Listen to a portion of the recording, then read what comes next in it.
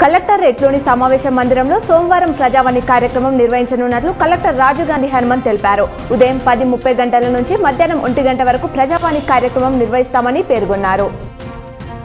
ఫిబ్రవరి 2వ వారం నుంచి శాసనసభ బడ్జెట్ సమావేశాలు జరగనున్నాయి. హోట్ ఆన్ అకౌంట్ ప్రవేశపెడితే 4-5 రోజులు పూర్తిస్థాయి బడ్జెట్ ప్రవేశపెడితే 2 వారాల పాటు ఈ సమావేశాలు జరగనున్నాయి.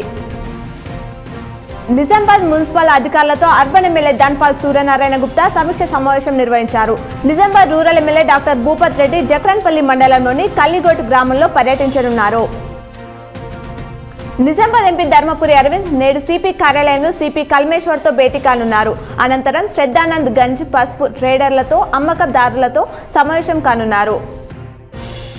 మేడారం సమ్మక్క సారక్క జాతరకు 6,000 ప్రత్యేక బస్సులను నడిపేందుకు ఆర్టీసీ అధికారులు ప్రణాళికలు సిద్ధం చేస్తున్నారు. వచ్చే నెల 21 నుంచి 24 వరకు జాతర జరగనుండగా 18వ తేదీ నుంచి 25 వరకు బస్సులు నడుపుతామని అధికారులు తెలిపారు. నిజామాబాద్ ప్రెస్ క్లబ్ లో స్మారక మల్లెపూల నరేంద్ర వర్ధంతి నిర్వహించారు. మేయర్ నీతు కిరణ్ ముఖ్య అతిథిగా హాజరై ఆయన చిత్రపటానికి పూలమాల వేసి నివాళులర్పించారు. జర్నలిస్టులు పాల్గొన్నారు.